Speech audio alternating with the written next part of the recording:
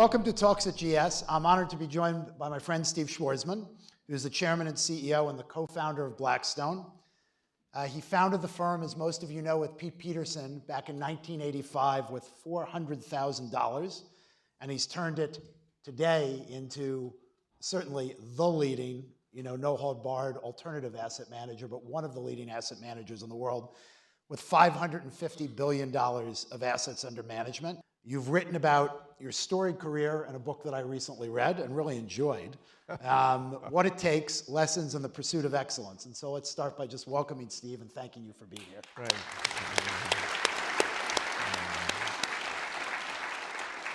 So I want to start because I learned some things about you in the book that I didn't know. I didn't know about Schwarzman's curtains and linens, and so I want to go back to the beginning, where you start in the book. Growing up in the suburbs of Philadelphia, your father ran a family business, Schwarzman's Curtains and Linens, and you started working there at 10 years old for 10 cents an hour. And in a preview of your future life, and this was a very poignant story at the beginning of the book, you talk about how you went to your father and proposed that he expand the business. So talk a little bit about that story and how that conversation went and how that shaped you a little bit. Yeah, I was, actually I asked my grandfather for an increase to 25 cents. And he said, Stephen, you're not worth 10. So I guess these Schwarzmans, sort of have a certain objectivity. And the store looked like sort of Bed Bath & Beyond, except there was no Bed Bath & Beyond. And I'd watch all these customers. I said, this is like a good thing. So I went to my dad, probably when I was somewhere around 13, and I said, hey, Dad, there's a lot of people in this store, and why don't we take the store all over the country? And I thought it was like a no-brainer. And he looked at me and he said, Steve, I don't want to do that. And I'm trying to figure out why he didn't want to do that. So then I decided tactically, maybe I should retreat to just Pennsylvania. So I said, Dad, let's, if you don't want to do that, let's just open them all over Pennsylvania. He said, I don't want to do that. I said, okay, I'm figuring maybe he doesn't want to travel. So I said, let's just open How about a few more in Philadelphia? 6 or 7 stores around Philadelphia. And he said, I don't want to do that. And I said, Dad, why don't you want to do that? And he said, because I'm happy the way I am. I have 2 cars. I have a house. I have enough money to send you and your brothers to college. That's really all I want. And I couldn't take that on board. Why would that be all you want? But it was. He was a lovely person and super smart. So it was hard for me to imagine how a smart person wouldn't want to do that, because it was just right there, right? Bed Bath & Beyond showed that it was right there. But I learned that not everybody's the same. Not everybody likes to change what they do. Most people are quite happy just being in whatever space they're in. Even if they grumble about it a bit, they don't really have the gumption to go out and change. So it was, I always loved my dad. I didn't love him any less after that, interestingly, but I realized I was just like different than he was. Well, you were different. Another story I liked in the book, and obviously I won't have time for all of them, but this one was one that was great. You were applying to colleges, and you got into Yale, and you were waitlisted at Harvard. Yep. And so you basically picked up the phone and you went right after the admissions director at Harvard. And tell that story. That was pretty scary. They didn't have cell phones then, right? And devices of almost any kind. So to make a phone call, you had quarters in your pockets, and they had cell phone, payphones. So the only payphone I had availability to was at the gym in my high school. So I got the number from information for Harvard admissions. So I called and I said, Dean, whatever his name was, and he's the head of admissions, and they put me through. So he picks up the phone, and I said, Dean so-and-so, my name is Steve Schwarzman from Abington, Pennsylvania. I'm on the wait list, and it would really be terrific if you would admit me. So he says, how did you get my number? I said, I don't know, it's just in the phone book, right? He said, but nobody's allowed to talk to me who's an applicant. I don't talk to applicants. I said, well, apparently that's not true. I mean, you're talking to me. I said, I think I'd be a real asset for Harvard. And he said, I'm sure you would. But unfortunately, we're not taking anyone from the waiting list. Our yield is higher than we thought. So where else have you gotten in? I said, I got into Yale. He said, well, that's a lovely place. I'm sure you'll have a very good time. I said, I'm sure I'll have a good time too, but that's not why I was calling. And I said, I think it's really going to be in your interest to take me. He said, why is that? I said, I think I'm going to be very successful, and that would be good for Harvard. So he said, that would be good for Harvard, but I don't have any flexibility. And meanwhile, the sweat is pouring off of me. This is like dialing God. The dean of admissions at Harvard, are you kidding me? And I hung up the phone, and I'm like looking at myself, I'm soaking wet, and I failed. And I went to Yale, and he was right. I had a lovely experience. And so actually, funny thing happened probably 25, 30 years later. He called you? No. What happened is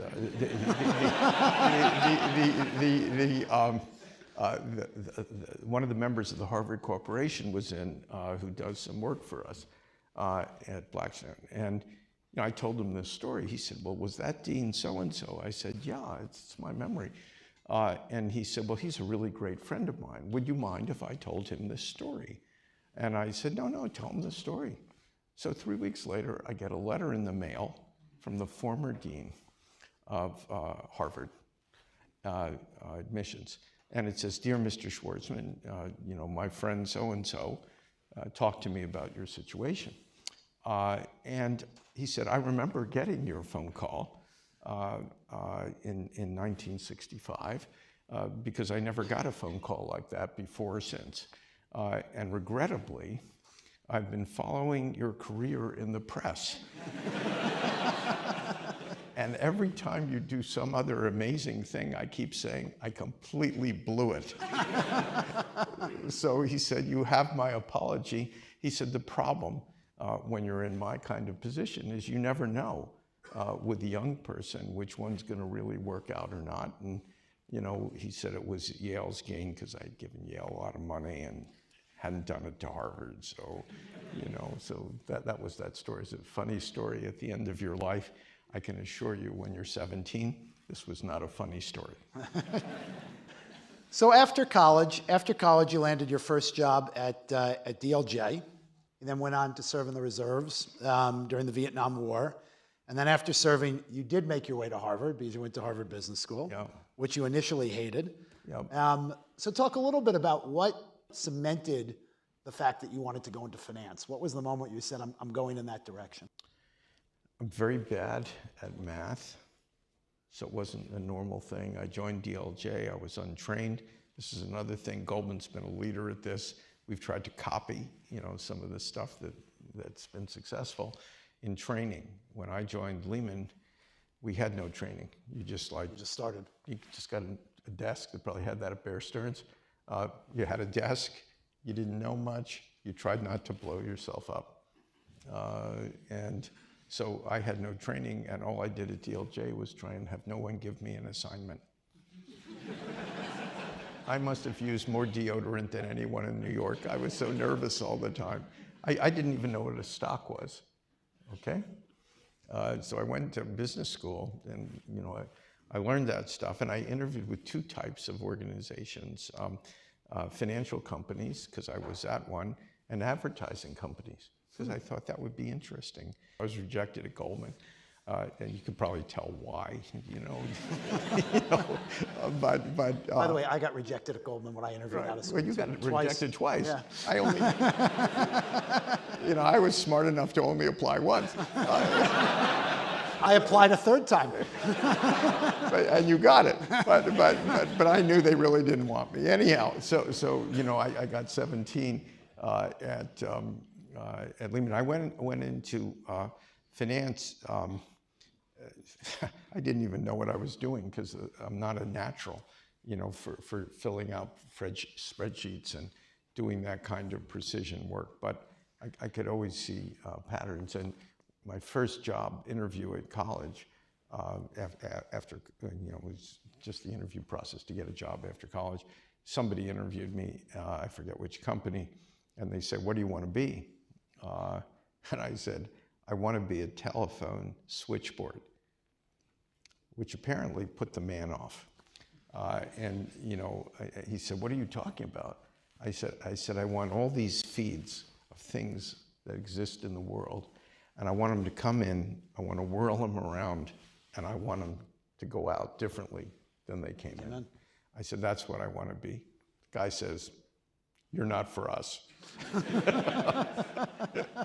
Now that I'm older, I realize, you know, that was a little bit of an unconventional thing. It's an unconventional answer, but it actually is a pretty good answer. I thought people were transparent. I didn't know, right?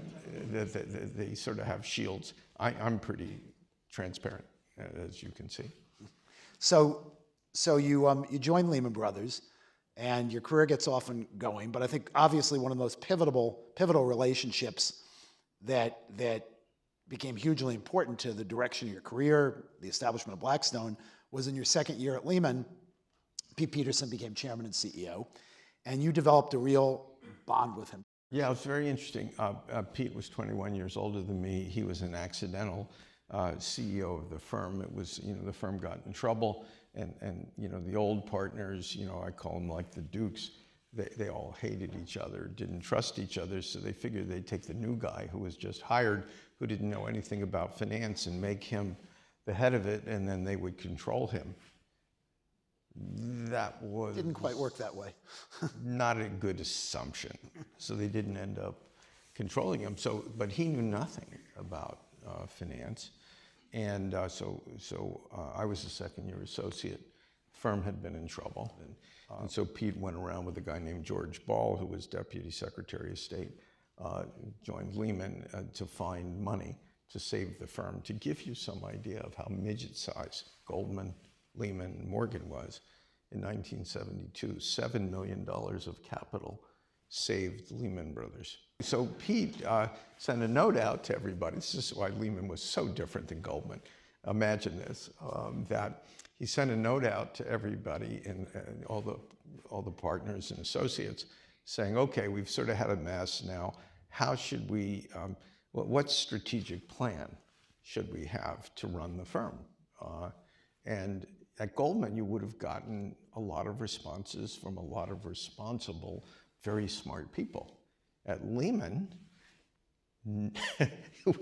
nobody responded to the CEO except me, because I didn't get the word that that was politically incorrect, right? So I wrote him a strategic plan. It was, you know, it was sort of, you know, big corporate finance business, big money management business, whatever. So he called me down because he was lonely. Yeah, like nobody was down to see him. So I went down. He said, oh, you seem like a very smart young man, blah, blah, blah. Tell me about your plan. So, you know, I danced my way through the plan. And then he said, that's great. He said, we should work together. And I said, that is a very, very bad idea. And he said, why is that a bad idea? I said, I heard you don't know anything. And as a result, you ask for a regular assignment about 5 times more stuff than you need because you're trying to figure out what you're doing. I said, I am a second-year associate. I don't know what I'm doing. So why would the two of us work together? I said, why don't we wait until at least I learn what I'm doing? And hopefully you'll learn what you're doing, and I will give you a call when I've learned, and I'd be glad to work together. I'm just not capable of doing that now productively. So he's sort of like, Who is this kid? Right, who is this person? So I left, and about 2 or 3 years later, I called him, and I said, I'm ready. I said, I heard you're only asking 2 to 3 times as much information as you actually need. So you've made improvements, and I'm ready to go. And we started working together, and you know, I became one of the youngest partners, you know, at the firm. So, you know, we had a great time, and he was a guy who was very smart, summa cum laude, process thinking. I was quicker. And you were a producer. Oh, yes. There are a number of big deals that when you were younger, and this is even when I started, which was 10, 15 years later.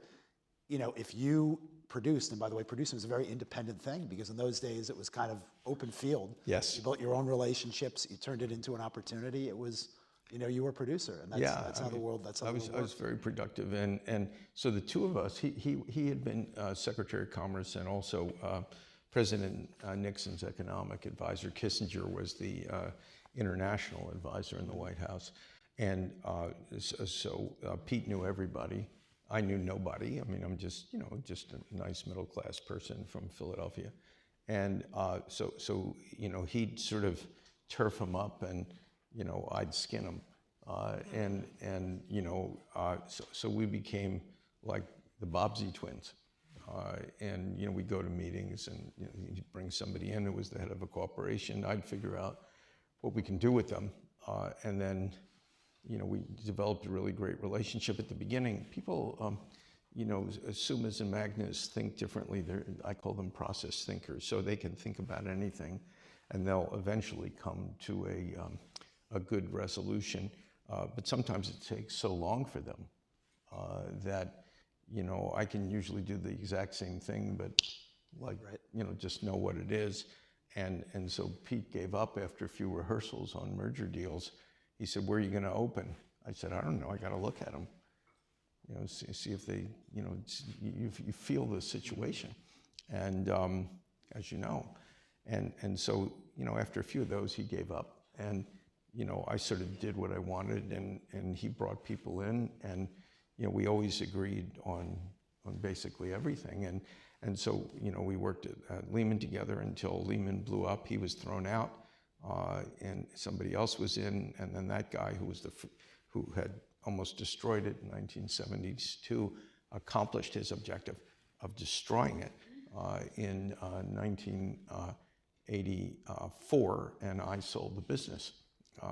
You know, as like a 36-year-old guy to American Express, because this guy had destroyed 100% of the capital in the firm, and the way these firms die is they all do a lot of financing and repo, and when your counterparty recognizes you have no equity, they pull the plug, the firm collapses, and meanwhile the firm was making a fortune in corporate finance and its regular activities, and Pete went off, you know, a year earlier and started some kind of small venture capital business, and I left a year after we sold it, so it was 2 years later, and we just wanted to work together. The only thing we forgot as entrepreneurs, and you'd appreciate that from the platform of Goldman, is there were no M&A boutiques. They didn't exist. So we didn't even know that. We just thought it was Pete and Steve. We could do anything, right? Because we did. We did this huge volume of M&A work and other things. And so we figured you put out your shingle, the same clients just give you work because you're so remarkable and wonderful and pleasant and funny. How can they not? The answer is they didn't. They were scared. I didn't know this. They were scared to give some no-name firm, even though we were not no-name people. We didn't understand that. And, you know, we sent out like 500 letters and to people we knew. They weren't even strangers. And we got no business. So if you ever want to have the crap scared out of you, send out 500 letters and make pretend they weren't lost at the post office. And you sit around in your little crappy office of 3,000 square feet with no secretary. Pete had a secretary. He deserved a secretary. I answered the door for 2 years, you know, and we got nothing. And so when did you decide to raise some funds? Well, at the beginning, Yeah. we had a plan. Here's a piece of advice for you if you ever do something. Just don't do what everybody else is doing and think it's wonderful because you're doing it. The world couldn't care less, actually. You care. You think you're wonderful. The world doesn't care if you're in an area that's being well serviced. So what we did is we sat around and said, okay, we're going to start a business. Let's start something unique. And that's our distinctive thing. So we looked at a three-part plan. First, go into the M&A advisory business. Why? We knew it. It requires no capital. Second, we wanted to go into what was then called the LBO business, which is the private equity business. That was the best business on the planet, except investing in Google in the first round. And you know, I had advised several of the firms that existed in private equity. There were only several of them, and nobody wanted to even underwrite them. I had to get special dispensation to do underwritings for some of these guys because they thought they were like nothing. And the third piece of what we wanted to do was to wait for periodic changes in finance, and if there was something that was happening that was like an amazing opportunity, that we wanted to do that, we decided we'd only do it in two circumstances. The first is if we could hire somebody who was a 10 out of 10, because then we know we would crush it, because we wouldn't know that field. And the second is if that business generated intellectual capital, so it made our existing businesses much stronger. If it didn't meet those two tests, we wouldn't do it. And so we took that strategic plan and we mailed it to everybody. And nobody gave it. You know, it was amazing. And I thought it was a really good plan. By the way, it's 34 years later. It was a really good plan. We're still doing the same plan. Yeah, it was a really good We've never changed. We just are executing the same thing. And we wait around until there's something really neat. So good, even I can't screw it up. So you have to pass up little things and only do really, really big things. So that was our plan. And you know, it ends up now, you know, they have different names for this, intellectual capital production. This is like data. We've been doing this since 1985 because knowledge is power in finance. Everybody thinks the same, more or less. I mean, you all test well. You all go to good schools. You all get well trained. So how do you win the game? You have to have knowledge other people don't have. And to do that, you have to produce that knowledge. And then you have to figure out how do the pieces fit. You know, how do you see something in one area that tells you what's going to happen in another area?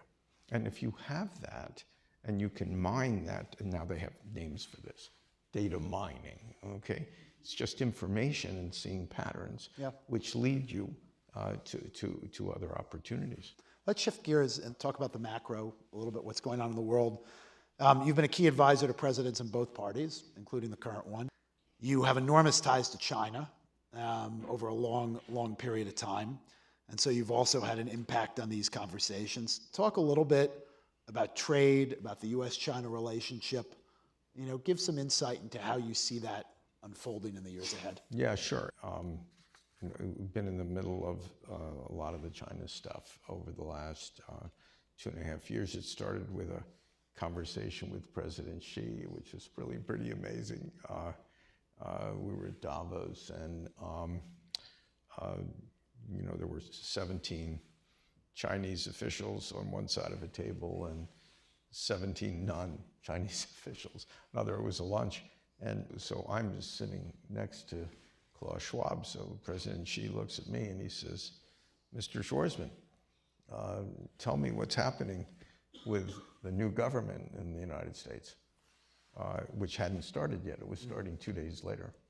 And I said, well, we've had a surprise election. You know, the person who won wasn't expected to win. He said, why did he win? I said, because we have an unhappy country and they wanted to change. And one of the areas of unhappiness is, you know, people's incomes and the jobs leaving the United States and diminish wealth for, you know, probably as much as 40% of the population, and they're unhappy and they become populist, and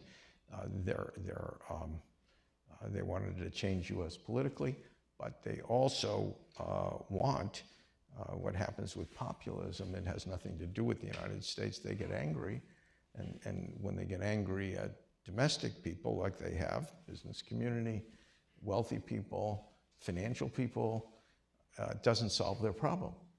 So then they get angry at somebody who's a foreigner, and I said they're going to get angry at you because you're where the wealth has gone, you're where the jobs have gone, and you know, you're going to have to change what you're doing. And so we had this discussion in front of, you know, like 34 people of I said, here's what you got to change. And I figured I'm just being helpful. And I said, don't be misled that this has anything to do with Donald Trump. I said, this has to do with unhappy people in America. Yeah, broadly. And I said, at some point he won't be president, but that doesn't matter. I said, you're going to be facing a next president who's going to be carrying the same burden from our population. And he's going to want China to open, you know, do something on intellectual property, all the normal types of things. So it's fascinating. He said, you know, I didn't know all of these things. I said, well, we didn't know either before this election. Everybody thought something different about the foundations of America, and now we've learned that's not where America was going. And I said, don't blame your own people for not knowing. Every pollster in America was wrong. Right? So, you know, you're getting it right now from me because I know it. And he said, well, if that's the case, we are going to have to make some significant economic adjustments in our country.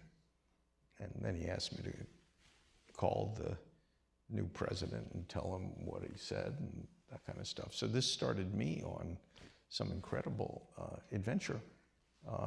You know, I was just like minding my own business. I was a person at a dinner, a lunch rather. And so these discussions have been going on. And you know, of course, in China, they have, you know, sort of hardliners who don't like to change anything because why not? You know, they were growing at that time, you know, like at 9-10%, and we were growing at 1.8. So if you're growing at 5 times somebody else, why would you change? And then you had the reformers who knew they would have to change. So it's been a bunch of false starts and so forth. You know, how much opening, how fast. The U.S. keeps changing its views. The Chinese keep changing their views. You know, I've been like in the middle of this thing. It's you know, you think you're almost there, and then one of the two sides pulls away. It's like, you know, it's like deals we've all done. This one's just unfortunately visible to the entire world. Yeah. And it affects markets and other things. And I think it's inevitable that you know, there's going to be change X technology, and there'll be a trade deal. There probably could be one relatively soon on this first tranche, and I think there's good faith that there will be a second tranche.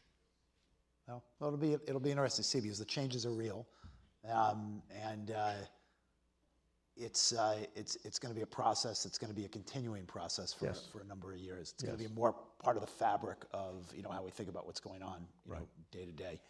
One piece of advice for you all that comes not just from this situation, but from others that we've all worked on.